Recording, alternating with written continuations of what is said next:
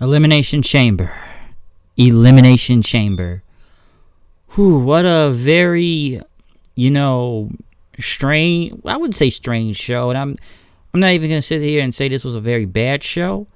At first I said it was very predictable at first, because a lot of my predictions were mostly right, but some were a little bit wrong given to some type of circumstances. I know it's been a lot of wrestling news throughout the weekend that has to do with a lot of this show tonight. Some that have to do with the outcome of some matches, but some where people can, sit and have a laugh about it throughout the entire night of what's been going down. But, Elimination Chamber, Houston, Texas, Toyota Center. I wasn't really surprised by some of the outcomes. Some I mostly predicted. Some I didn't even think I was going to get right. Some things were a waste of time. And surprisingly, I'm really on here early tonight because this show ended like at about 9:20 in where I live.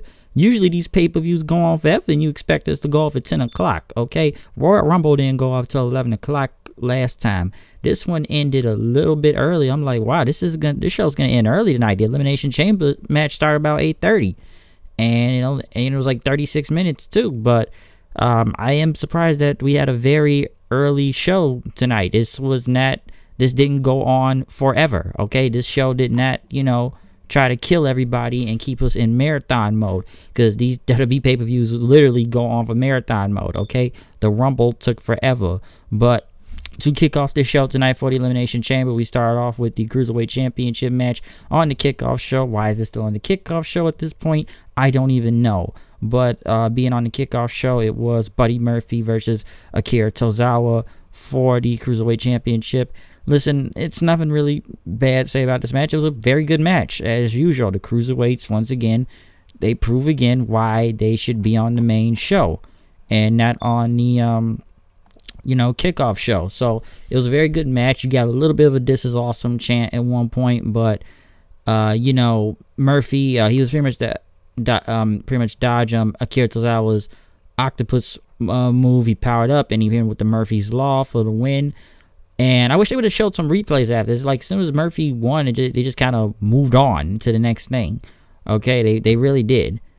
And I know I don't watch enough 205, but I feel like it could have been a video package, and you're not really going to know anything unless the announcers explain something, or I don't know, at least have a backstage promo or something to do it, because I know the Cruiserweight, like I said, 205 is much better than it was at one point, but sometimes I feel like that, that's something that Triple H is doing, and that the main people, whoever the higher ups are, do not really care about what the Cruiserweights are doing, but they prove they can win over the crowd when you put them out there and they kill it, in the ring. So it's nothing really much to say bad about them at all. They once again prove why they are good out there. Buddy Murphy he's a beast, I tells you. So, like I said, Murphy retained, but they did prove they should not be on the kickoff show.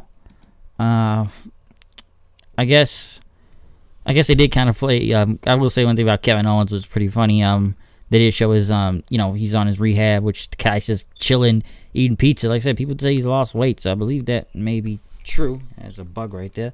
But, other than the pre-show match itself, they did bring out Mark Henry, since he was from, Texas, Silsbee, Texas, but he's a Texas native, and fans were still with him, and he said it was back home. He talked about the next Elimination Chamber match coming up, and think he was gonna win, and think he was gonna win tonight's Elimination Chamber match. The WWE title, he said Kofi, which was a big Kofi chant, and we're gonna get into that Elimination Chamber match later on, especially with Kofi Kingston. But to, I guess, the main show, we did kick it off with the women's tag titles. Well, according to WWE, it's the first ever women's tag team titles, but you have to do your research, which I guess if you want to say first, it's the first ever WWE women's tag team championships, but you need to go back and do your history. Go all the way back into the WWF, and there was the WWF, women's tag titles. So they did have women's tag titles back then. They just must have weren't really around that long that nobody remembers, unless you actually do your research to know there was a set of tag team titles. Okay, now one thing I will say before we get in this match, I will say everybody's gear did nearly match, and one thing I think this didn't need to have was a four-person announced team as of Michael Cole, Corey Graves, Renee Young, and Beth Phoenix was on there, because I don't know why we needed all of them, but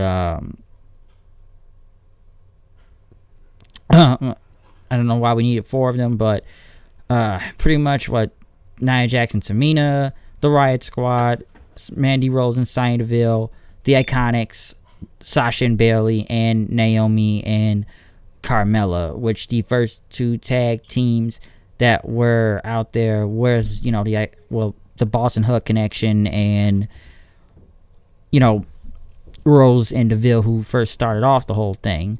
Pretty much that came in after that was the Riot Squad, who were coming into the match, which, like I said, was like 5 minutes. They kept looping in from each other.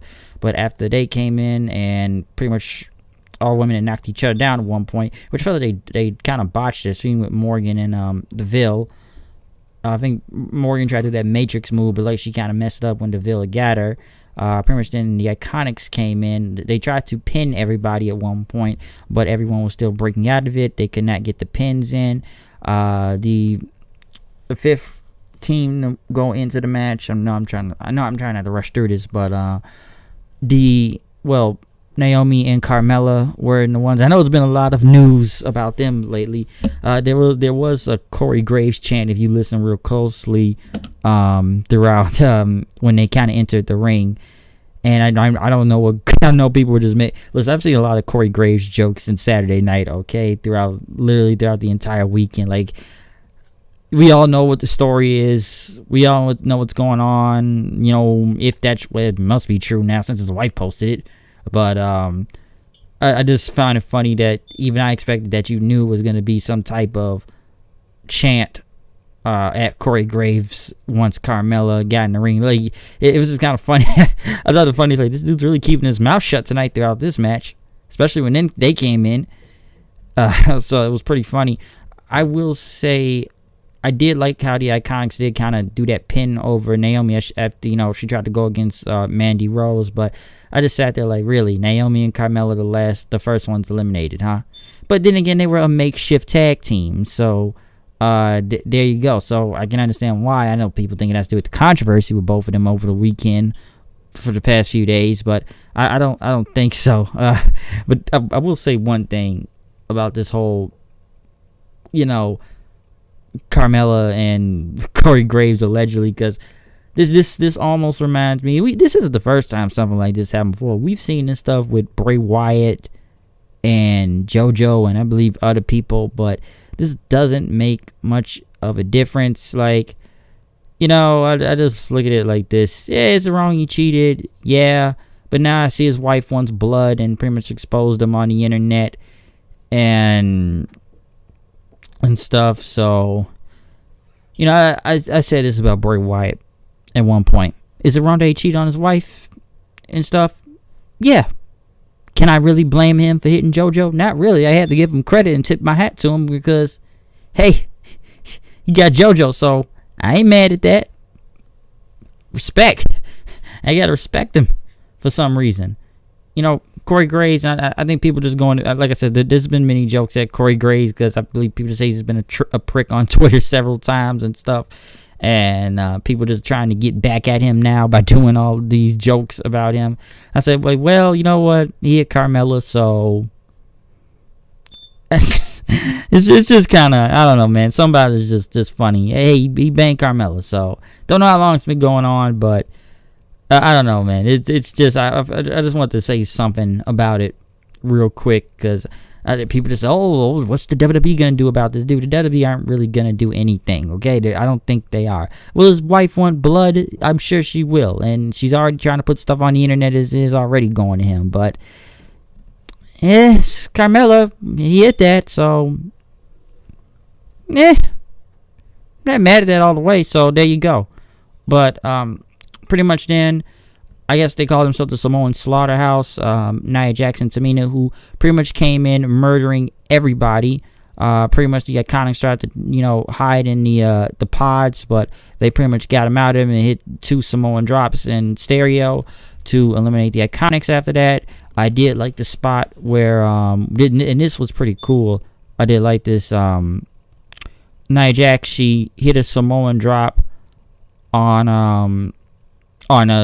they hit a Samoan drop on DeVille first, but as Liv Morgan was on the ropes, Nia Jax did a Samoan drop off the top rope onto Liv Morgan to the ground, and then next thing you know, Tamina did a superfly splash on both the Riot Squad members onto the ground to eliminate them, which I thought that was pretty cool. So I kind of expect them to kind of tear through everybody in this.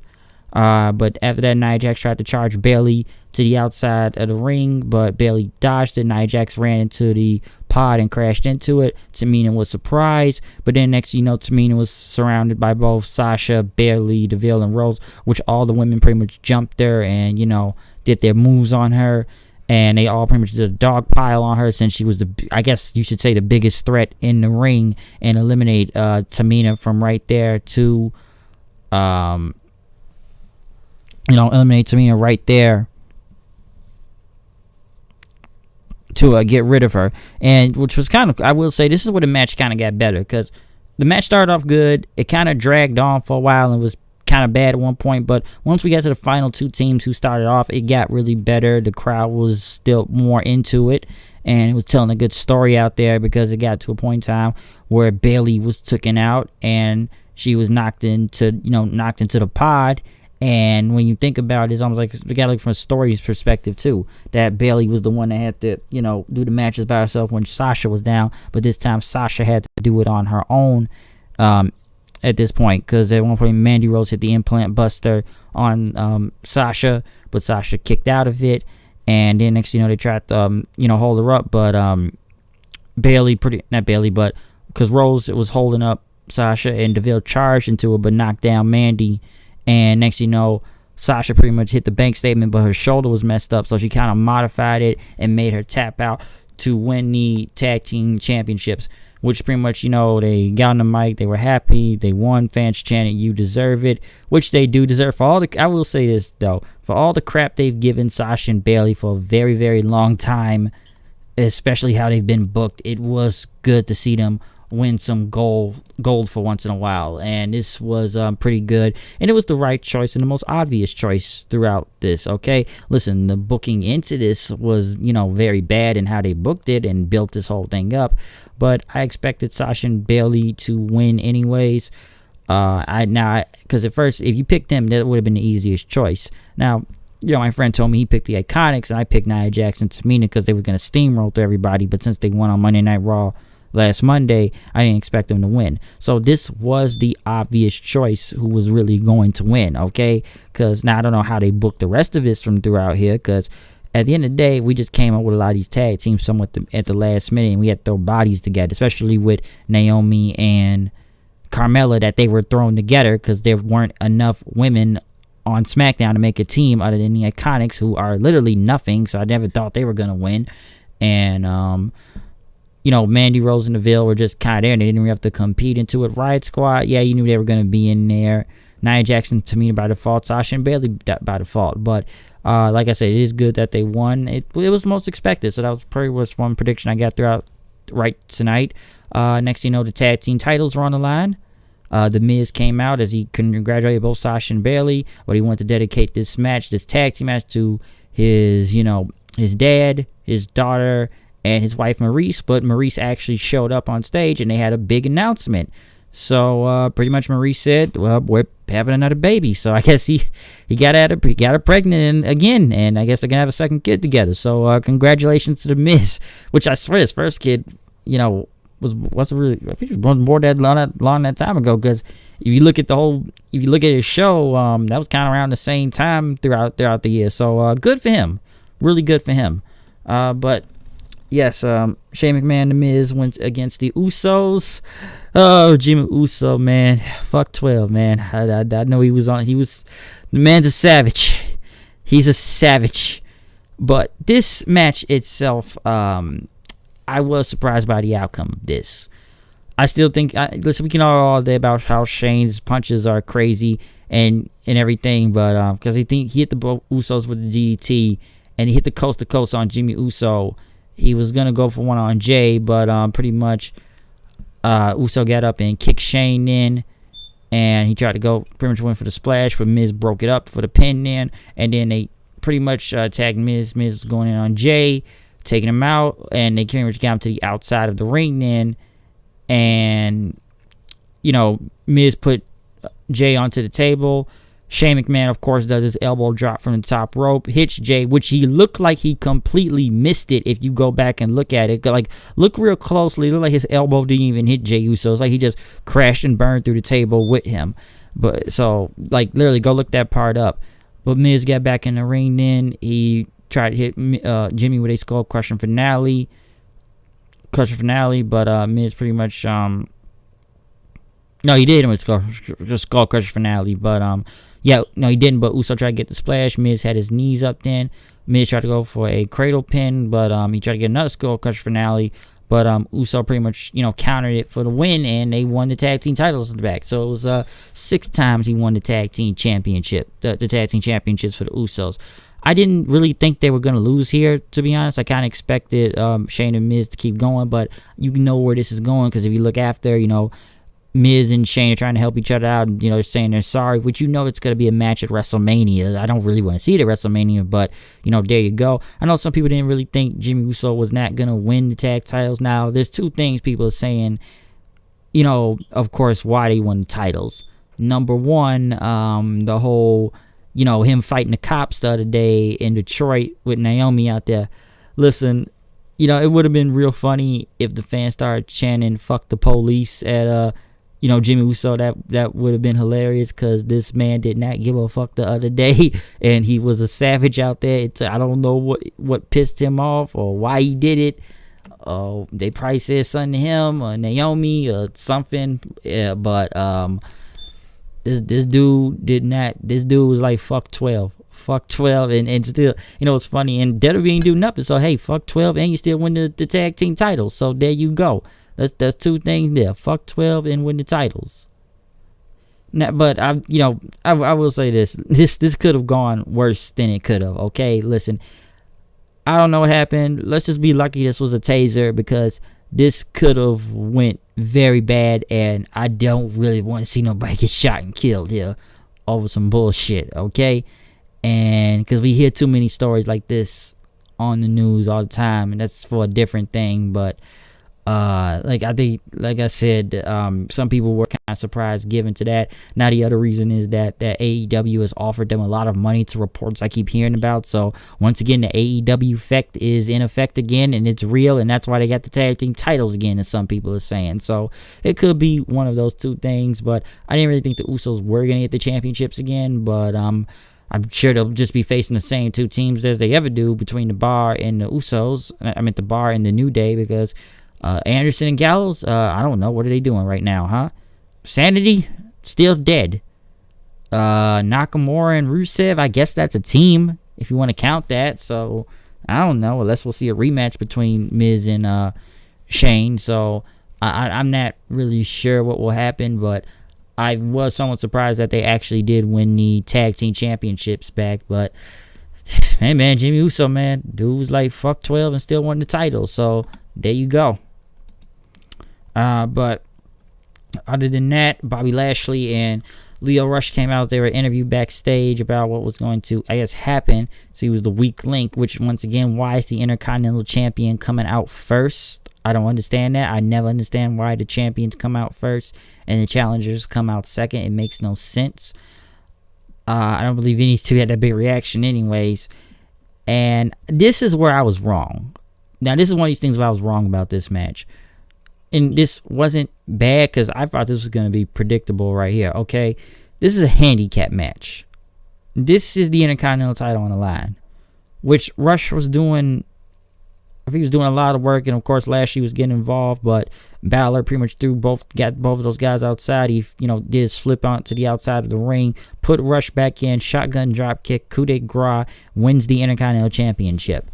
And this is how, now, this, I just don't know. First off, they said it's the first time Finn Balor has held gold in the past 3 years now, if I'm not mistaken. But at the same time, I'm looking at this now this is what is strange to me. How I would have did it was, I think they would have waited till maybe, I don't know,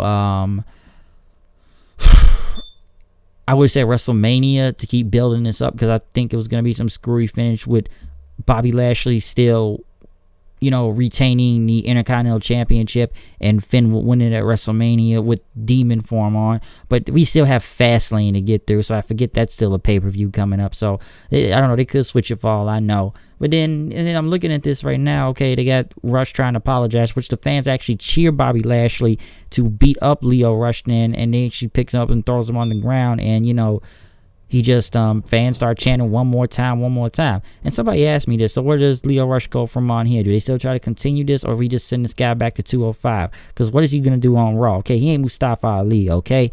And what is Lio Rush going to do on Raw? Okay, tell me that. Because I could just see him going back to, I could really see him just going back to 205 if this whole thing with Lashley is over, okay? As for Finn winning the title, like I said, I'm happy he won, but I didn't expect that to go down. I wouldn't have went with that. I just would have probably waited till WrestleMania to do something like that, because he pretty much won and then got out of there when Lashley tried to get him. Then after that, hello. Hey, your mom wants you up here. For what? The TV in this room ain't looking. Well, tell her I'm on the other line then.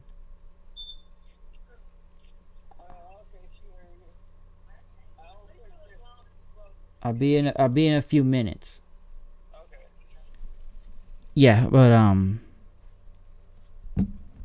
sorry, as I was saying, no, what was I going with? But yeah, like I said, how I would have booked it though, I would have just saw him. I would have seen him winning like that then, if you ask me. I'm trying to see the phone call mess. Well, kind of lost what I was saying now, but where was I going with? Fuck, now I'm lost my train of thought now because of that phone call. But I don't know where this goes from this. I don't know. So I don't even know where Bobby Lashley goes from this. I'm assuming he'll get a rematch then. But after what I've seen later tonight with Bobby Lashley, it may be a different direction for all I know. But like I said, Finn winning. Like I said, and you know what's crazy? What's crazy to me is that Finn didn't even have to pin the champion to win. We Finn the weak link, as some people saying. We pinned Lio Rush to win the Intercontinental Championship. So that was just very strange to me. Okay, it was, I don't know, just something about it was just strange. Okay, and the fans cheered Bobby Lashley, and they almost treated him like a face for beating up Lio Rush as the heel. So there you go. But next thing you know, they had Charlotte come out. Charlotte came out. She was going to be there by ringside for the Ruby Riott and Ronda Rousey match, what I'm going to get into a second, which they played the footage from the house show of Flair attacking Becky, since Becky tried to attack Charlotte at some house show. I think it was yesterday or the other night. And, she pretty much started beating her with a stick, or was a crutch thing, to take down Becky since she tried to attack. And that Charlotte says, Becky needs the approval of the fans, and, you're trying to take everything from me and something. You need my approval. And, of course, there was a Becky chance out there, and she wanted to see who she was going to be facing at WrestleMania. Pretty much Ruby Riott came out, and then Sonya Blade from Mortal Kombat came out then, surprisingly. So Sonya Blade, Ronda Rousey, as we all know, Ronda Rousey is voicing Sonya Blade in the new Mortal Kombat 11 game, which I am very looking forward to. I swear they are releasing a new character every other day. Have you seen the Jade trailer? Cabal? You got to play Mortal Kombat 11, okay? When Mortal Kombat 11 comes out, that is going to be a great game, and I'm looking way forward to it, and the gear look cool. Now, as the match itself, they pretty much jobbed Ruby Riott to Ronda Rousey. This was a squash match, and all I could say is this. Sonya Blade wins. Squashality. Not a fatality. Squashality. I just made that one up. Squashality. They pretty much buried her, if you ask me. This was literally nothing of a match. This was pretty much Ronda Rousey killing. She pretty much killed. She killed Ruby Riott right here. And they could have had a good match. This really could have been a really good to great match. This would have been enjoyable, but what did they do? They just murdered her. They murdered her out there, okay? They just killed her. And all I could think about it was just a fatality move. But I feel like, and like I said about this pay-per-view being short, I feel like they were really rushing things throughout tonight. Especially, this is one, because now I'm thinking that there was some things in this pay-per-view that could have been taken out of it, like this. And then pretty much after that, they have Rousey and Flair argue with each other. Then Becky comes out on crutches, looking like Kill Bill for some reason. And then they all get in the ring and they start arguing with each other. Charlotte, where Becky gave a crutch to Charlotte, and then she started beating up Charlotte with the kendo stick. Not kendo stick, I mean one of her crutches. And, you know, she's beating her with it several times. And pretty much, you know, Flair's on the ground trying to get up. And then Rousey's just looking and smiling, which Becky gives her, Rousey a kendo, why do I keep saying kendo stick? A crutch then after that.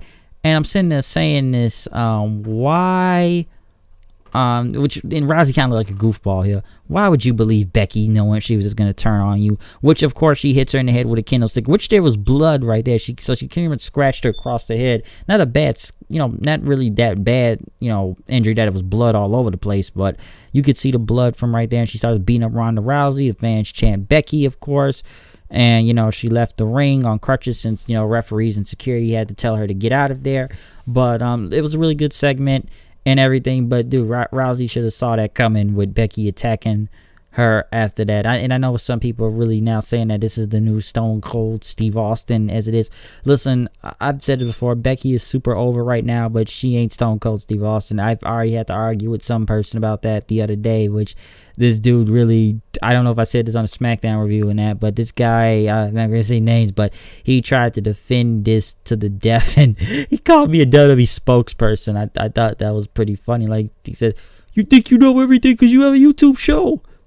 I'm really now. I'm a spokesperson, and I went on a 20-minute detail to why I didn't think she was the new Austin. This dude really tried to did his best to compare it.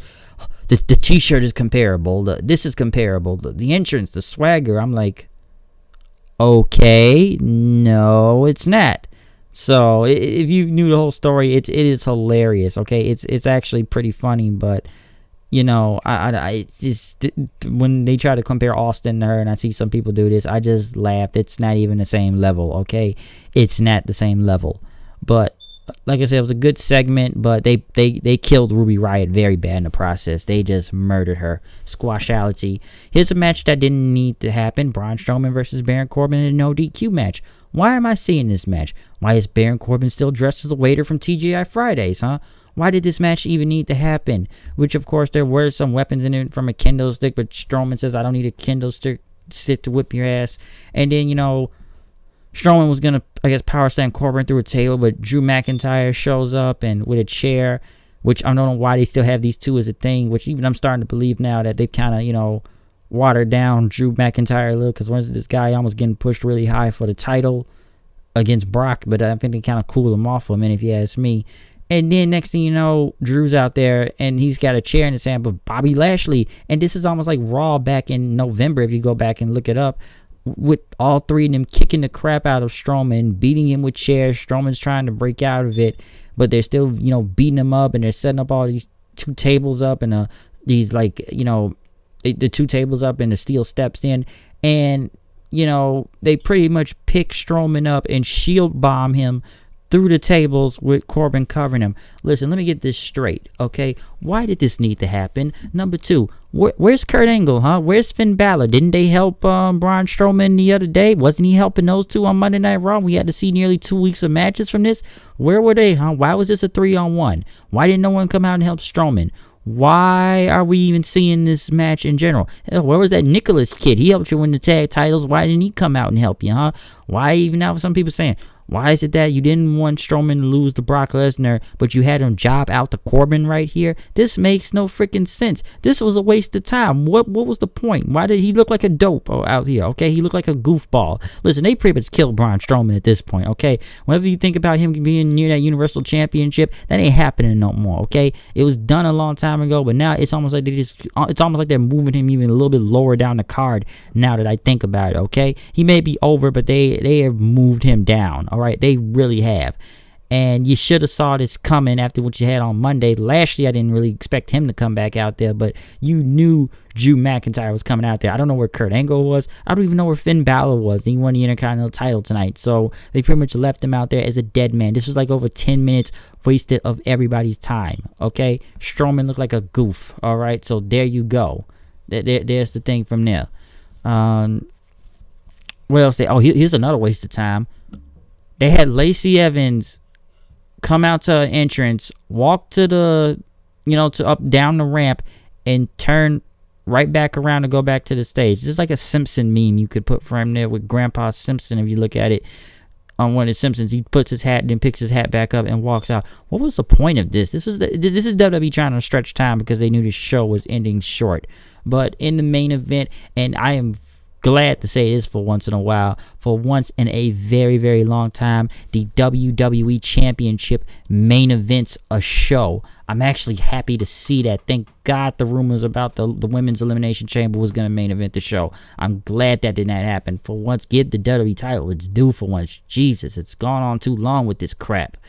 But, Bryan came out, of course, everyone that came out, and Bryan came out on the microphone with Rowan saying, why am I in this match and everything, and you see people want to call him a martyr and stuff, but, this isn't about to go down. But then next they kicked Rowan out. After that, as Bryan wanted him out there, but it could not happen. Now, this was the strange thing for me.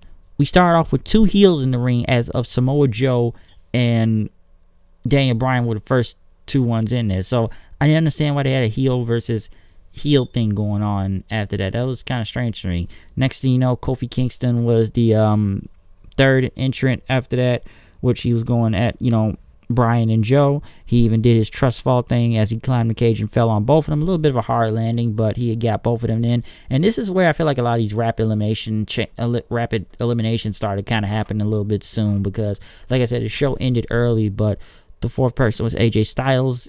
He was in the chamber then. Kind of went for a Styles Clash on Kingston, but Kingston got himself out. And he pretty much came back with a backbreaker, which looked pretty cool. Now, this is where we come back to Job Joe, I guess. Because Joe had a coquina clutch on Kofi, but Kofi got himself out of there. And AJ came out of nowhere with a phenomenal forearm to eliminate Joe. So Joe didn't even make it to the end. Joe couldn't even make it before everybody was out. Like, dude, he was like Jeff Hardy was like the next person like a minute or two later, and Joe was gone. So, dude, I don't understand what is with this company, Samoa Joe. I've said this several times.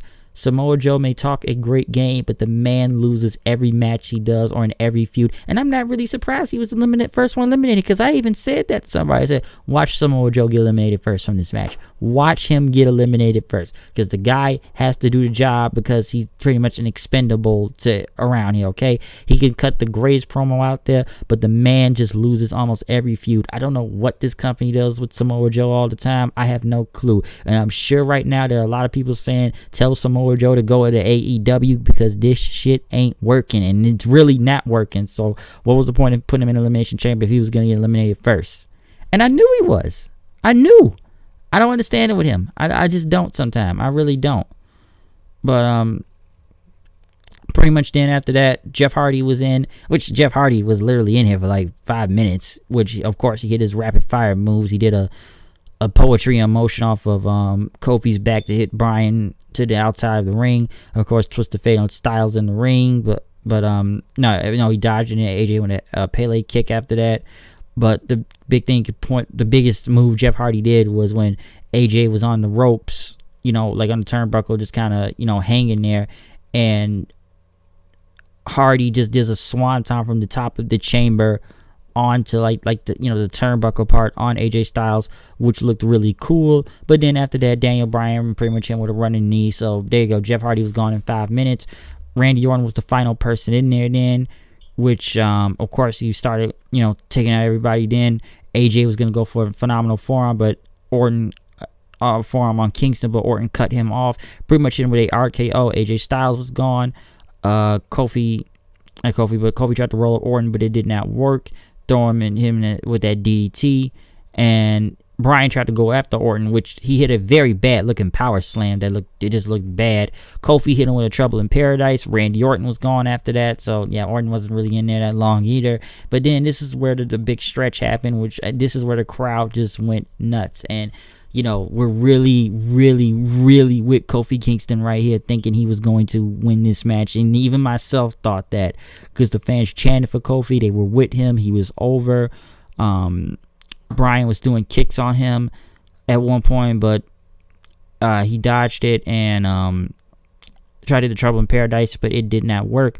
Bryan had got him again with the kicks, but he was going for the final one, but Kingston hit with an SOS. Very great near fall from there, thinking Kofi was going to win. He started going in at Bryan, then crashed him to the corner. Fans chanting New Day rocks. Like Kingston was just going in where they even started kicking each other, and Kofi was like, come on, man, come on. Like, he just kept telling them to come on and stuff then. And Bryan got the upper hand on him with like those running drop kicks. He was going to go for the fifth one, but Kofi hit him with a double stomp. Another good near fall by Kofi from there. Bryan was on the outside then, and Kofi ran him into the chains. He tried to do a bulldog, but Bryan threw him into one of the pods. Bryan hit his running knee, almost like it took Kofi's head off, but it was a 2 count. Fans was just shocked that he kicked out. The fans was just popping big for Kofi. Bryan started stomping on his head then, and he went for another running knee, but Kofi hit the Trouble in Paradise and got him. But Bryan, as soon as he could cover him, Bryan pretty much rolled him up into which you couldn't even see the roll up because the camera went to the crowd then, where they messed that up on. But Bryan even had him in the label lock and trying to twist his arm thing since he didn't have it all the way in. But Kofi, now here's something that doesn't make sense for me right here. Kofi gets the ropes. This is an Elimination Chamber match. It's no disqualification and everything, but rope breaks still count in an Elimination Chamber match. It makes no sense to me, but I don't know. Something odd about that. But Bryan pretty much then had went at Kofi Kingston again and got him to the top ropes, which they start climbing to the pods, fighting each other, see who was going to suplex who. But Kofi pretty much kicked him off the pod then. He went for a splash, but Bryan dodged it. He hit him with one more running knee and still retained the WWE Championship, which him and Rowan pretty much got out immediately. And Kofi was still in the ring. The rest of the New Day came out, said like, you did, this is your time. As the fans chanted, thank you, Kofi, and everything, and people chanted, you deserve it. They told Kofi to hold his head high as they helped him into the back then. And fans just chanted Kofi as Kofi looked to the crowd with the New Day, and they pretty much went in the back. Listen, let me say this about the main event real quick. This was really good, especially down in the stretch with Kofi and Bryan with just crazy near falls. Listen, I know Kofi was not gonna win, but it made me believe he was going to win. Okay, it really made me believe Kofi actually was gonna get the win right here and win the WWE Championship, because I think it would have been nuts if he had actually won the belt right here, right now. And the crowd, like I said, this crowd was ready to pop off big for that. They were ready to pop off big. Now, I know some will say that this was not Kofi Kingston's spot, and that, this was Mustafa Ali's thing, and that Kofi just got lucky getting this because of Ali being hurt. And I know some people want to say because it's Black History Month, they put him in there. And I know there's several other reasons and stuff. But I felt Kofi really deserved it. Because when I said on SmackDown with him being the Iron Man, and like I said before, people knew this was probably meant for Mustafa Ali to be the Iron Man and probably the final man in there. But it just felt like it made me forget about Ali after they put Kofi in there, okay? It made me want him to become the WWE champion more, because I've said this since back in 2009, okay? I said this a long, long time ago that Kofi Kingston should have been the champion back in 2009. That's when he was getting that big push, and he was being pushed for that WWE championship, but unfortunately it didn't happen because of, I'm trying to remember, because of politics and whatnot. But I said that a long time ago, and Kofi just had a very, very great showing. Honestly, if he had won the title tonight, I wouldn't have minded if he had main event WrestleMania for all I care, okay? I would have actually wanted to see that happen. I was hoping he was going to win the championship. I knew he wasn't going to win, but it made me really believe he was actually going to win. And, it was a clean win for Bryan. Rowan wasn't out there to help. Some people expected Harper to show up, but it did not happen. Now, who is Bryan's opponent next for WrestleMania? I don't know. We have to determine that right now. Could it be Mustafa Ali coming back? I don't know. I would not mind it if they have Kofi do it, all right? I would love to see Kofi versus Daniel Bryan at WrestleMania for all I know. I think he's earned it. I think it's his time. Let him get a shot at the title, okay? Let that happen. But like people said before, he had another person's spot because someone was hurt. But I feel like Kofi proved organically, like the fans were over him organically, okay? They wanted him to win. They were with him. They were 100% behind him, okay? So it's just, it was just something really great about that and everything. Hell, I would have loved it if he brought his old theme music and he just came out to that instead of the whole New Day thing again, okay? I wouldn't have minded that. But it was just it was just fun to see, man. It was a really great main event. I will say that, a very great main event. And like I said, Kofi, it proved something tonight for him. Like, it really, really did. Could he get a WWE title shot again after this? I don't know. I honestly don't know. Or maybe they will move on to the next person. Maybe it will be Mustafa Ali, since technically his spot was taken because due to injury and stuff. But hey, man, if it happens, I hope it does, because like I said before, Kofi, he proved himself Sunday night, okay? I would have popped if he won the WWE Championship. I really would have popped big if he won the title tonight, okay? So it was close, but we'll see what happens this Tuesday on SmackDown. But Elimination Chamber was not a bad pay-per-view. I think it was enjoyable. I was just surprised by a few outcomes here and there. A lot of this show was very predictable because it just felt like a show that didn't really mean anything except set up stuff for WrestleMania, okay? Like I said, the only thing I really didn't expect was a couple of title changes. I really didn't expect Finn Balor to win the title. I didn't expect the Usos to get the belts back. Sasha and Bayley, of course, you knew they were going to win. Bryan was going to retain, but the Elimination Chamber, the main event one, like both Elimination Chambers were good, but I did like the one at the end. But like I did feel like when somebody told me they were trying to rush this due to time for some reason. Like I said, this show ended early, like about 9:15, okay? This show ended very, very early, all right? It ended very early. So, like I said, it went very early because it was just a lot of time constraints, but it was still a great Elimination Chamber. And then I just felt it was like a lot of rapid fire eliminations that they did not let this drag out long enough. But hey, they got out early tonight. But some things I just did not like over here was Strowman and Corbin was a waste of everyone's time. They pretty much killed Ruby Riott right here, just killed, like squashing her for a minute, to, squashality by Sonya Blade out there. The Becky, Charlotte, and Ronda segment was really good too. Is there anything else I'm really forgetting on this show? That's pretty much it. It was only like 7 matches, so it's not much to say from there. Listen, if you want to go from other stuff, keep talking about the whole Carmella, Corey Graves thing, or the Usos getting arrested, or whatever, Jimmy Uso and that. We're again past that part, but this was not a bad show. It was just, this show looked very predictable, which most of it was, but some things I did not expect to at the same time of what was going down. But like I said, Elimination Chamber was not bad, and the main event was a very great showing to watch. With like I said, the fans just really believed Kofi Kingston was actually going to win the WWE Championship. They really were believing that, and I'm not gonna, like I said before, I was believing in myself too. But I'm gonna go. I am out of here. Comment, subscribe, tell me what you thought about the Elimination Chamber show tonight. Like I said, this review will be up tonight. Hey, whatever you want to do, check out past reviews and everything. But I am out of here. I will see you guys later. Peace out.